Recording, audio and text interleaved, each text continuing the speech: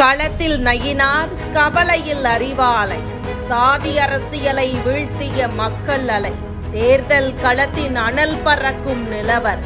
சாத்தூர் சட்டமன்ற தொகுதியில் தற்போது நடைபெறவுள்ள தேர்தல் களம் மிகவும் விறுவிறுப்பான கட்டத்தை எட்டியுள்ளது. இந்த தொகுதியில் தேசிய ஜனநாயக கூட்டணியின் வேட்பாளராக போட்டியிடும் தமிழக பாஜக தலைவர் நயினார் நாகேந்திரன் அவர்களுக்கு மக்களிடையே பெருகி வரும் ஆதரவு கவனிக்கத்தக்க ஒன்றாக மாறியுள்ளது. அண்மையில் இவருக்கு ஆதரவாக பாஜக தேசிய தலைவர் நிதின் கட்கரி நடத்திய ரோட் ஷோ நிகழ்வில் சாதி மத பாகுபாடின்றி லட்சக்கணக்கான மக்கள் திரண்டு திமுக அரசுக்கு எதிரான ஒரு வெளிப்படையான மனநிலையை மக்கள் கொண்டிருப்பதை உறுதிப்படுத்தும் விதமாக அமைந்தது.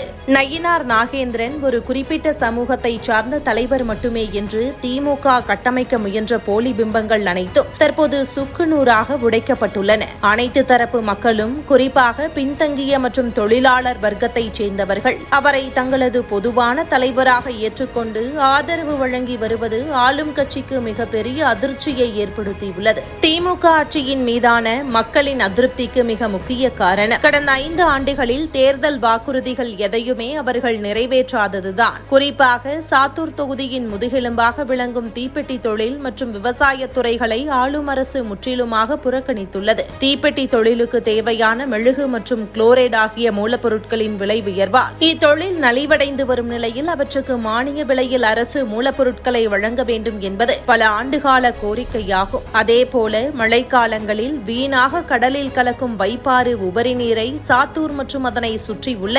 நூற்றுக்கணக்கான கண்மாய்களில் நிரப்பும் வகையில் வைப்பார் உபரி நீர் கால்வாய் திட்டத்தை அமல்படுத்த வேண்டும் என்பது இப்பகுதி விவசாயிகளின் நீண்ட நாள் கனவாகும். இத்தகைய வாழ்வாதார பிரச்சினைகளை தீர்க்காமல் வாக்கு கேட்டு வருபவர்களை மக்கள் கடுமையாக கேள்வி கேட்டு வருகின்றனர். தற்போதைய கள நிலவரப்படி நயினார் நாகேந்திரன் அவர்களுக்கு பல்வேறு சமூக அமைப்புகள் தங்களது முழுமையான ஆதரவை தெரிவித்து வருகின்றன. குறிப்பாக தமிழ்நாடு ஒருங்கிணைந்த நாயுடு நாய்க்கர் அசோசியேஷன் சார்பில் தேசிய ஜனநாயக கூட்டணிக்கு ஆதரவு தெரிவிக்கப்பட்டிருப்பது ஒரு முக்கியமான திருப்பமாக கருதப்படுகிறது. பல சமூக தலைவர்கள் நயினார் நாகேந்திரனின் வெற்றிக்காக களத்தில் பணியாற்றி வருகின்றனர். திமுகவின் பொய் பிரச்சாரங்களை விட மக்களின் வாழ்வாதார பிரச்சினைகளே இந்த தேர்தலின் முடிவை நிர்ணயிக்கும் என்பதால் நயினார் நாகேந்திரன் அவர்களுக்கு பெருகி வரும் இந்த ஆதரவு திமுகவை நிலைகுலைய செய்திருக்கிறது. கண்டிப்பான முறையில் நாயக்கர் சமுதாயத்தை சேர்ந்தவங்களும் நயினார்ஜி அவருக்கு தான் ஓட்டு போடுவாங்க. கண்டிப்பான முறையில் அவர் தான் வின் பண்ணுவாங்க.